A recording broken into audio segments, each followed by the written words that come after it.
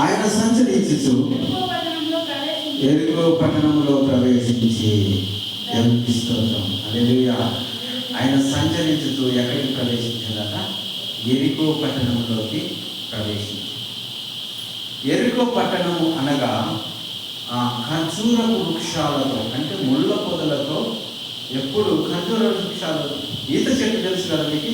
ఈత చెట్టులా ఏముంది? మొత్తం ముళ్ళు లాగా ఉంటాయి. కాబట్టి యెరికో పట్టణం అంత ఎలా ఉందట? ఈత చెట్లతోని, ఖర్జూర వృక్షాలతోనూ యెరికో పట్టణం ఉంటుంది. హల్లెలూయా. కాబట్టి యేసు ప్రభు సంచరించుతూ యెరికో పట్టణంలోకి ప్రవేశించి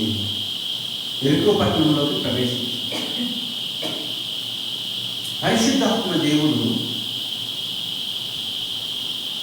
మనం దేవుని నమ్మకములకు ఎలా ఉన్నమాట? యెరికో జీవితం, యెరికో పట్టణం లాంటి జీవితం, ముళ్ళు లాంటి జీవితం. ఎప్పుడైతే పరిశుద్ధాత్మ దేవుడు మనలోకి ప్రవేశించిందో అప్పుడు మనం ఏం చేయబడ్డామో? మారు మనసు అనేది మనకు వచ్చింది. మారు మనసు అనేది మనకు వచ్చినప్పుడు మనం ఏం చేయబడతామో? ఇక నేను దేవునిలోనే ఉంటాం అని మనం ఏం చేస్తాం? బాప్తిసం తీసుకుంటాం. బాప్తిసం తీసుకొని మనం ఏం చేయబడతాము? దేవుని సన్నిధికి నడిపించబడతాము. హల్లెలూయా. కాబట్టి యెరికో అనగా మన పాత జీవితం, యెరికో అనగా ఈ లోక సంబంధమైనటువంటి జీవితం, విగ్రహాల జీవితం, ఈ లోక సంబంధమైనటువంటి మాటలు, ఈ లోక సంబంధమైనటువంటి వ్యవహార శైలి, దానినే యెరికో జీవితం అంటారు. యెరికో జీవితం అంటారు. ఆ యెరికో జీవితంలోకి ఎవరు వచ్చారట? యేసు ప్రభు యెరికో లాంటి జీవితంలోకి వచ్చినప్పుడు ఆ వ్యక్తి ఎలా మార్చబడతాడట? మారు మనసు వస్తుంది. కాబట్టి చాలామంది కూడా యెరికో లాంటి జీవితంలోనే ఉంటున్నారు. క్రైస్తవులు కూడా ఇంకా యెరికో లాంటి జీవితంలోనే ఉండి దేవునికి అవిధేయమైనటువంటి క్రియలు చేస్తూ ఉన్నారు. అందుకే ఆయన సంచరిస్తూ ఎక్కడికి వచ్చిందట? యెరికో జీవితంలోకి వచ్చింది. లోక సంబంధమైన జీవితంలోకి దేవుడు లోకములో సంచరిస్తున్నాడు అంటే పరిశుద్ధాత్మ దేవుడు సంచరిస్తున్నాడు. ప్రతి ఒక్కరి హృదయం నుండి తడుతున్నాడు. ఏం చేస్తున్నాడు? పరిశుద్ధాత్మ దేవుడు ప్రతి హృదయమందు తడుతున్నాడు. ప్రతి హృదయమందు సంచరిస్తున్నాడు. పరిశుద్ధాత్మ దేవుడు సంచరిస్తుండగా ఎవరైతే తన హృదయ తలుపులు అనేది తెరవబడతాయో వారు ఏం చేయబడతారు? రక్షింపబడతారు. బాప్తిజం తీసుకుంటారు. దేవుల్లో నడుస్తారు. ఆత్మకు ప్రేరేపితులై, దేనికి ప్రేరేపితులైతే అంటారు? ఆత్మావేశములో వారు ప్రేరేపితులై దేవుళ్ళలోకి నడిపింపబడుతుంటారు. చాలామంది కూడా కొన్ని మాటలకు అటువైపు తిరుగుతూ ఉంటారు. తీయటి మాటలకు మనుషులు తిరగరా? తిరుగుతారు. ఒక అవచ్చి ఎక్కడ మంచిగా ఉందంటే పోదమాట, పోదమ్మాయి తిరుగుతారా? పోదమ్మాయి. ఒక అవచ్చి గట్టు ఒక మాట మాట్లాడిందంటే తిరుగుతారా? కాబట్టి శరీర సంబంధమైనటువంటి మాటలు దేవునికి అవిధేయమైనవి. శరీర సంబంధమైనటువంటి మనుషులు వారేం చేయబడతా ఉంటారు? ఆ మాటలకు నడిపింపబడతా ఉంటారు. ఆ మాటలకు లోబడతా ఉంటారు. ఆ మాటలను అనుసరిస్తూ వారి జీవితాలను తుచ్చమైనటువంటి మార్గంలో నడిపించుకుంటా ఉంటారు. హల్లెలూయా. కాబట్టి మనము యెరికో లాంటి జీవితం ఇంకనూ మనం కలిగి ఉన్నామేమో ఒకసారి మనం పరిశీలించుకొని మనము దేవుని జీవితంలోకి మనం రావాలి ఉంటాం. కాబట్టి చదవండి. దాని గుండా పోవచ్చున్నాను. దేని గుండా పోవచ్చున్నాడు? యెరికో జీవితం గుండా యేసు ప్రభు పోవచ్చున్నాడు.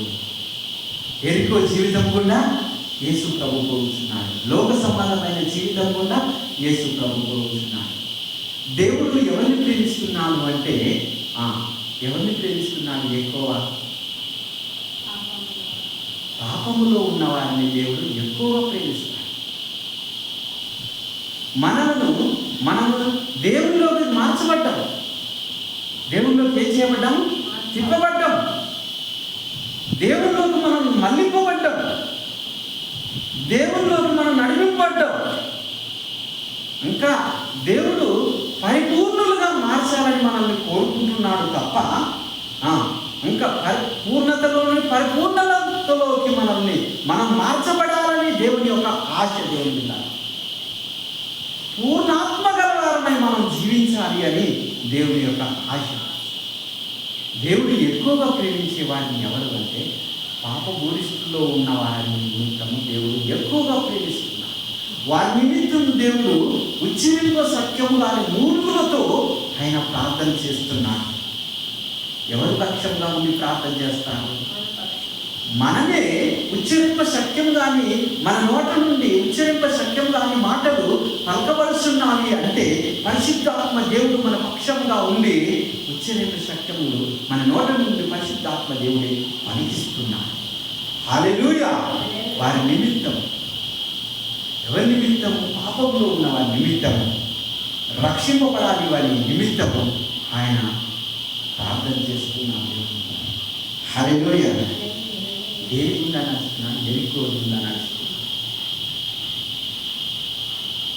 అలాంటి పాపభూరిష్టమైనటువంటి జీవితాల గుండా యేసు ప్రభువు నడుస్తున్నాడు. అట్టివారు మార్చబడాలి అని దేవుని యొక్క ఆశ. సాతానికి లోబడి, దుష్టుడికి లోబడి ఏ విధంగా అయితే ఐహికమైనటువంటి విచారముల చేత నింపబడి ఏ విధంగా నడుచుకుంటున్నారు అట్టి వారి నిమిత్తము పరిశుద్ధాత్మ దేవుడు ఉచ్చరింప సత్యం కాని మూర్ఖులతో ఆయన నిత్యం జ్ఞాపకం చేస్తున్నాడు. హల్లెలూయా. చదవండి.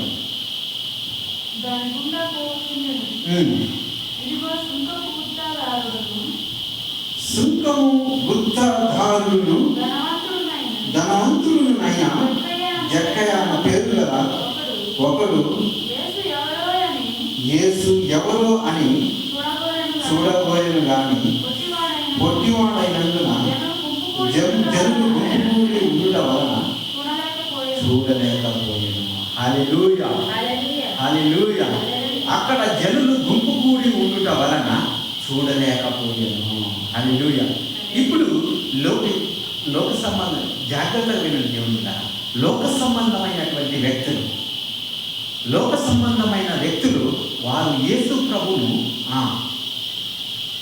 చూడలేకపోతున్నారు. ఎందుకు చూడలేకపోతున్నారంటే వారిలో గుంపు కూడి ఉన్నారు. ఎవరున్నారు? ఒక వ్యక్తిలో 2000 దెయ్యాలు పట్టినటువంటి వ్యక్తి ఉన్నారు. ఆ వ్యక్తిలో ఎవరున్నారు? వారు అపవాదులు. వారు ఎలా ఉన్నారు? గుంపు కూడి ఉన్నారు. గుంపు కూడి ఉండటం వలన వారు చూడలేకపోతున్నారు. అన్య జనులు, దేవుడిని ఎరగని వారిలో వారి అంతరంగంలో ఎవరున్నారు? అపవాదులు గుంపు కూడి ఉండటం వలన యేసు ప్రభువును చూడలేకపోతున్నారు.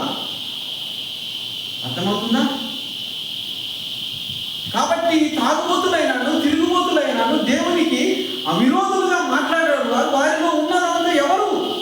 అపవాదులు గుంపు కూడి ఉండటం వలన యేసు ప్రభువును ఎవరో అని చూడలేకపోతున్నారు. యేసు ప్రభు ఎవరో అని చూడాలని ఆశ ఉన్నా వారు చూడలేకపోతున్నారు. ఆశ ఉంది. యేసు ప్రభు సన్నిధికి రావాలని ఆశ ఉంది. యేసు ప్రభును తెలుసుకోవాలని ఆశ ఉంది. యేసు ప్రభును దర్శించాలని ఆశ ఉంది. దేవుని నమ్ముకోవాలని ఆశ ఉంది. కానీ వారు చూడలేకపోతున్నారు. దేవుని సన్నిధికి రాలేకపోతున్నారు. దేవుని యొక్క మాటలు వినలేకపోతున్నారు. ఎందుకు అంటే వారిలో గుంపు కూడి ఉన్నారు. వారిలో ఎవరున్నారు? అపవాదులు గుంపు కూడి ఉన్నారు. కాబట్టి దేవుని సన్నిధికి రాలేకపోతున్నారు. వారిలో ఉన్నటువంటి ఆ గుంపును ఎప్పుడైతే తొలగించుకోవాలని వారికి ఆశ కలుగుతుందో అప్పుడు అవన్నీ కూడా తొలగిపోయి అప్పుడు దేవుని సన్నిధికి వస్తాను. హల్లెలూయా. సుంకపు గుత్తదారుడు ధనవంతుడైన జక్కయ్య అనే పేరు గల ఒకడు. సుంకము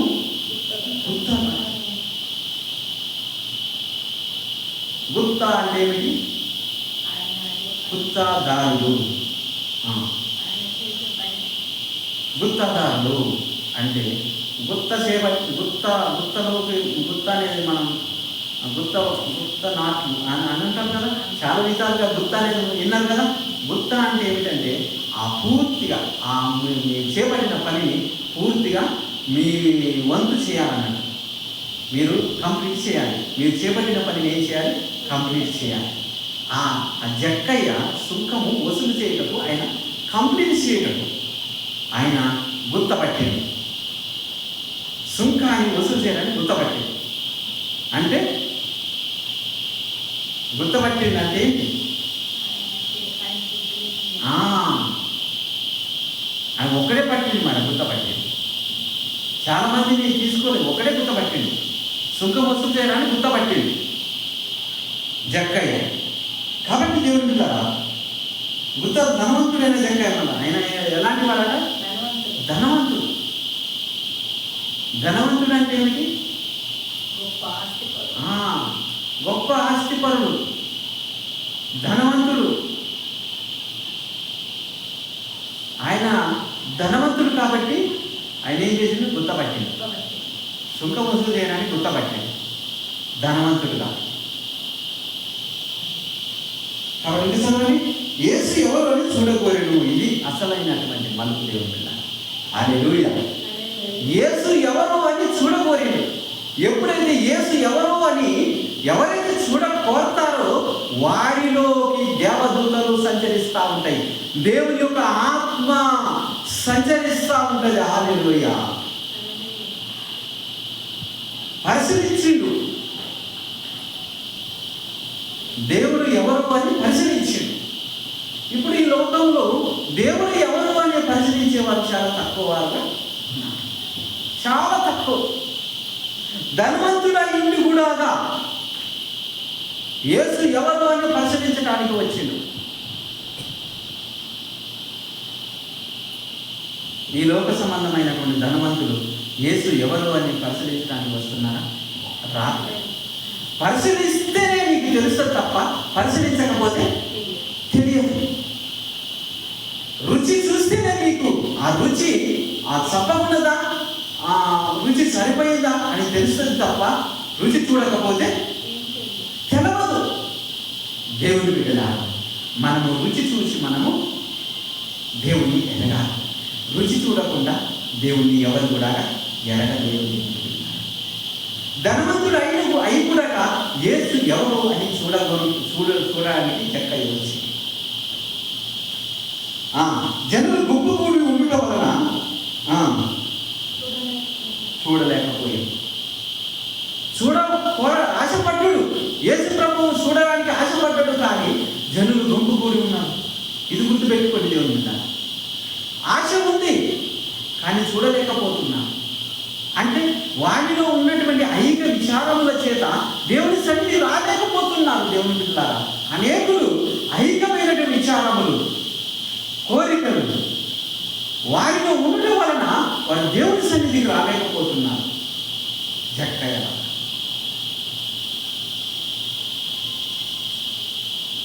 యేసు ఎవరు చూడకూడదు. పొట్టివాడైనందున జనులు గుంపు కూడి ఉండటం వలన చూడలేకపోయాను. పొట్టివాడుగా ఉన్నారు. పొట్టివాడంటే ఎదగలేని వాడు, మరుగు. అంటే మన స్పిరిచువల్గా మనం ఎదగాలి, ఆత్మానుసారంగా మనం ఎదగాలి. ఇంకా మనం పొట్టివారిగా మనం ఉండకూడదు. ఆత్మానుసారంగా మనం ఏం చేయాలి? ఎదగాలి. ఆత్మానుసారంగా ఎదగకపోతే దేవుడు ఎవరు మనకు తెలుసుదా? తెలియదు. కాబట్టి మనము ఎదగాలి, ఆత్మానుసారంగా మనం ఎదగాలి, దేవుళ్ళలో మనం ఎదగాలి. అంటుంటారు కదా, దేవుళ్ళో ఎదుగుతానమా అంటుంటారు కదా చాలామంది కూడా. దేవుళ్ళో ఎదుగుతానమా లేదా ఇంకా నువ్వు పొట్టివారిగానే జక్కయ్య పొట్టివారిగానే ఉన్నావా అంటామంటారు చాలామంది. కానీ ఇలాంటి ఆత్మానుసారమైన జ్ఞానం లేని వారు చాలామంది కూడా ఎదుగుతానమా లేదా అంటారు. మనం స్పిరిచువల్గా మనం ఎదగాలి. స్పిరిచువల్గా ఆత్మానుసారంగా మనం ఎదిగినప్పుడు మనం దేవుడిని చూడగలుగుతాం. స్పిరిచువల్గా మనం ఆత్మానుసారంగా వర్ధిల్లినప్పుడు దేవుని మనం చూడగలుగుతాం. లేకపోతే మనం ఇంకా పొట్టివారిగా జక్కడానికి గుంపులో పోయిందా, గుంపులోనే చేరుకుంటాం. హల్లెలూయా. కాబట్టి మనము దేవుడిని ఎదిగిన వారిగా మనం ఉండాలి. దేవుడిలో మనం ఎదిగిన వారిగా మనం ఉండాలి. ఆత్మానుసారంగా మనం ఎదిగిన వారిగా మనం ఉండి దేవుని మనం అప్పుడు ఎదిగినప్పుడు మాత్రమే మనం దేవుడిని చూడగలుగుతుంది. హల్లెలూయా. ఇంకా చదవండి. అప్పుడు యేసు ఆ త్రోవను, అక్కడ సెకండ్ హాఫ్ ఉందా ఫస్ట్ హాఫ్ ఉందా? సెకండ్ హాఫ్ ఉన్నది. ఆ త్రోవ దీర్ఘం ఉన్నది అక్కడ. ఆ త్రోవను రానై ఉన్నాడు. ఏ త్రోవను రానై ఉన్నాడు? జక్కయ్య ఉన్నటువంటి ఆ మార్గములో యేసు ప్రభు రానై ఉన్నాడు. హల్లెలూయా. దేవునికి స్తోత్రం. హల్లెలూయా. ఎప్పుడైతే మనం స్పిరిచువల్గా తక్కువ ఉన్న వారి వద్దకి దేవుడు ఎక్కువగా ప్రయాణం చేస్తూ ఉంటాడు. హల్లెలూయా. దేవుడు ఎక్కువగా ప్రయాణం చేస్తూ ఉంటాడు. బలహీనులుగా ఉన్న వారి వద్దకే దేవుడు ఎక్కువగా ప్రయాణం చేస్తూ ఉంటాడు. బలహీనులుగా ఉన్న వారి కుటుంబంలోకి దేవుడు ఎక్కువగా ప్రయాణం చేస్తూ ఉంటాడు. ఎవరివైతే బలహీనతలు ఉన్నాయో దేవుని యొక్క అవిధేయత ఉన్న వారి వద్దకే దేవుడు ఎక్కువగా ప్రయాణం చేస్తున్నాడు. కాబట్టి జక్కయ్య పొట్టివాడిన ఆ మార్గం ఉందని యేసు ప్రభు రానై ఉన్నాను. ఎప్పుడైతే నువ్వు దేవుని చూడబోతావో, దేవుని ఆశపడతావో, దేవుడు రానై ఉన్నాడు నా మార్గం ఉండనే అని గ్రహించాలి దేవుని దగ్గర. ఎప్పుడైతే నువ్వు గ్రహిస్తావో అప్పుడు నీకు మార్గం సంభవం అనేది ఎదురైతుంది. హల్లెలూయా. దేవునికి స్తోత్రం. ఆ మార్గం ఎప్పుడైతే పొట్టివాడుగా ఉన్నాడు ఆ మార్గం ఉండనే దేవుడు రానై ఉన్నాడు. అంటే ఏమిటి అంటే మనం దేవుళ్ళలో ఇంకా ఎదగలేదు.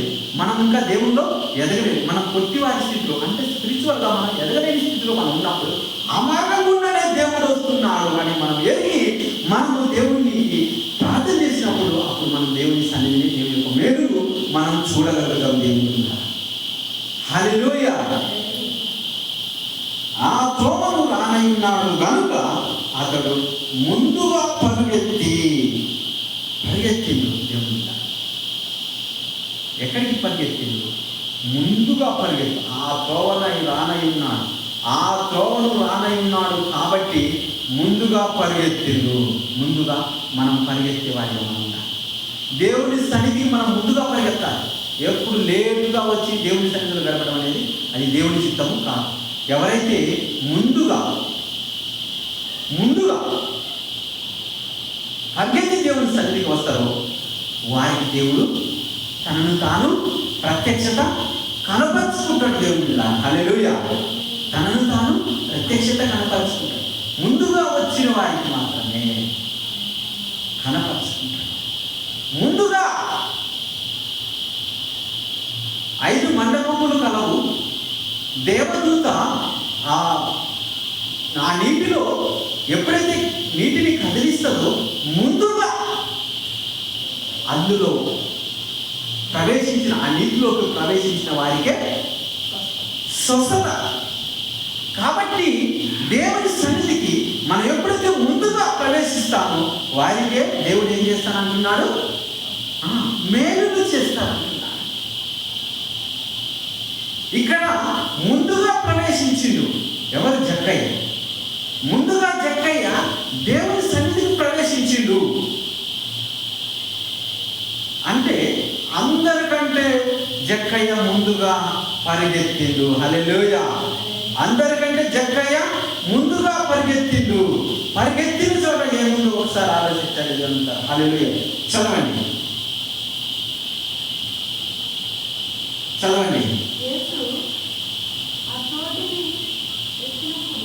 ముందుగా ఆయనను చూచుటకు ఒక మేడి చెట్టు ఎక్కాను. హల్లెలూయా. ఆయనను చూచుటకు ఒక మేడి చెట్టు ఎక్కింది. దేవుని మేడి చెట్టు ఒక చెట్టు ఎక్కింది. ఆధారం చేసుకున్నాడు. జక్క ఏం చేసుకున్నాడు? చెట్టును ఆధారం చేసుకున్నాడు. ఎవరిని చూడడానికి? దేవుణ్ణి చూడడానికి. మాట్లాడండి. దేవుణ్ణి చూడడానికి చెట్టును ఆధారం చేసుకున్నాడు. ఎందుకు ఆధారం చేసుకున్నాడు? జక్కయ్య పొట్టివాడుగా ఉన్నాడు. స్పిరిచువల్గా మనం పొట్టివాడిగా ఉన్నప్పుడు, మనం స్పిరిచువల్గా ఎదగలేని స్థితిలో ఉన్నప్పుడు మనం ఎవరిని ఆధారం చేసుకోవాలి? ఎవరిని ఆధారం చేసి? పరిశుద్ధాత్మ దేవుని ఆధారం చేసుకోవాలి.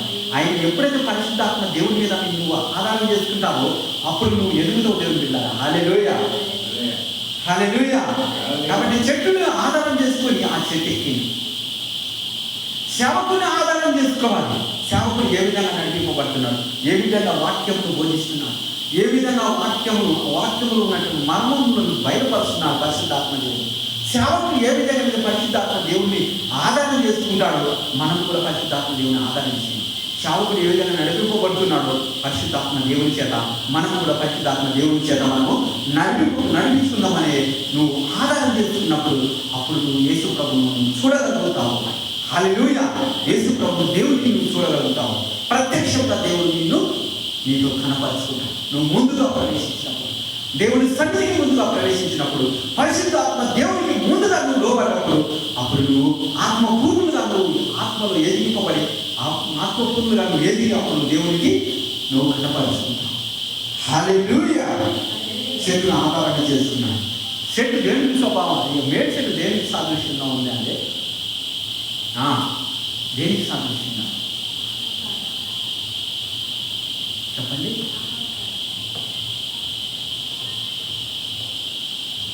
చెట్టు దేనికి సాదృశ్యంగా ఉంది? మేడి చెట్టు దేనికి సాదృశ్యంగా ఉంది? జక్కయ్య ఆధారం చేసుకున్నప్పుడే జక్కయ్య ఆ చెట్టుని ఆధారం చేసుకుని యేసు ప్రభువుని చూసి దేవుని దగ్గర మేడి చెట్టు జక్కయ్య సాదృశ్యం. జక్కయ్య ఈ మేడి చెట్టుకు జక్కయ్యకి దగ్గరగా సంబంధం. మేడి చెట్టు జక్కయ్యతో సంబంధం కలిగి ఉన్న దేవుని మీద ఆ మేడి చెట్టు అట స్వభావం ఏమిటంటే మేడి చెట్టు స్వభావము మేడి పండు తెలుసు కదా. ఆ మేడి పండు చూడు మేడిమై ఉంది, పొట్ట వీటి చూడు పురుగు. జక్కయ్య స్వభావం మేడి చెట్టుది. జక్కయ్య స్వభావం ఏంది? బయటికి ధనవంతుడు, లోపలంతా ఏంది? సుంకము కరెక్ట్గా వసూలు చేసేవాడా? ఎక్కువ వసూలు చేసేవాడా? రాతలు అయితే ఒకే బరాబరి ఉంటాయి, కానీ తీసుకునేది రాతకి తీసుకునేదానికి తేడా ఉంటుంది దేవుని బిడ్డ. అందుకే యేసు ప్రభు ఆ జక్కయ్య మేడి చెట్టు స్వభావం గలవాడు. ఆ మేడి చెట్టు స్వభావం గలవాడు జక్కయ్య. దాని నువ్వు ఎప్పుడైతే నువ్వు బలహీనపడ్డావో, నువ్వు ఎక్కడ బలహీనపడ్డావో, దేని ద్వారా నువ్వు బలహీనపడ్డావో దాని ద్వారానే నువ్వేం చేయాలి? జయించాలి. నువ్వు పడిన చోటనే నువ్వేం చేయాలి? లేవాలి. నిన్ను ఏదైతే పడగొట్టిందో ఆ పడగొట్టిన దాని ద్వారానే నువ్వు లేవాలి. హల్లెలూయా. పడగొట్టిన దాని ద్వారానే నువ్వు లేవాలి. జక్కయ్యని ఏ స్వభావంగా పడగొట్టిందో ఆ జక్కయ్య స్వభావం ద్వారానే యేసు ప్రభు చూసిండు. హల్లెలూయా. పడగొట్టిన దాని స్వభావం ద్వారానే యేసు ప్రభుని జక్కయ్య చూసిండు. దేవుని మనం కూడా దేని ద్వారా మనం పడిపోయామో దాని ద్వారానే మనం ఏం చేయాలి? స్పిరిచువల్గా మనం ఎదగాలి. దాని ద్వారానే మనం ఏం చేయాలి? ఆత్మానుసారంగా ఎదిగి మనం చూపెట్టాలి. ఎక్కడైతే ఎవరి ద్వారా అయితే మనము బలహీనపడ్డామో అలాంటి వారి వ్యక్తుల మధ్యలోనే మనం ఏం చేయాలి? లేవాలి. అలాంటి వ్యక్తుల మధ్యలో మనం స్పిరిచువల్గా ఎదిగి చూపెట్టాలి. హల్లెలూయా. దేవునికి స్తోత్రం. ఎవరినైతే మనం కించపరచలో, ఎవరినైతే మనం బలహీనపరచలో, మరి తక్కువ అని మీరు ఎందుకు పనికిరాలని ఎందుకు అపహసించిందో వారి మధ్యలో నువ్వు ఏం చేయాలి? ఎదగాలి. వారి మధ్యలో ఎదిగి మనము చూపెట్టాలి. హల్లెలూయా. కాబట్టి దేవుడు ఆ జక్కయ్య స్వభావం లాంటి ద్వారానే యేసు ప్రభువుని సూచించాలి. ఆ స్వభావం ద్వారానే మనం ఏం చేయాలి? దాన్ని జయించాలి. ఆ స్వభావాన్ని యేసు జక్కయ్య జయించడం లేదా? జయించిండు. ఆ స్వభావం ద్వారానే జయించి యేసు ప్రభువుని సూచించాడు. ఆ స్వభావం మేడి చెట్టు ఆధారం దాని ద్వారా దాని ఆధారంగా చేసుకున్నాడు. శోధనని ఆ ఎదురు చూపెట్టి యేసుప్రభుని చూసి ఆయన జయించిన దేవుని బిడ్డ. దేవునికి స్తోత్రం. హల్లెలూయా. కాబట్టి దేవుని బిడ్డలారా, మనము అటు రీతిగా మన జీవితాలను కూడా మనము అటు రీతిగా నడిపించుకొని యేసు ప్రభువుని మనం చూసేవాడిగా మనం ఉండాలి. పరిశుద్ధాత్మ దేవుడిని మనం దర్శించేవాడిగా మనం ఉండాలి. హల్లెలూయా. దేవునికి స్తోత్రం. హల్లెలూయా. ఇంకా చదవండి. యేసు ఆ చోటికి వచ్చినప్పుడు కనులెత్తి చూసి, జక్కయ్య త్వరగా దిగుము, నేడు నేను నీ ఇంట ఉండవలసి ఉన్నదని అతనితో చెప్పగా. హల్లెలూయా.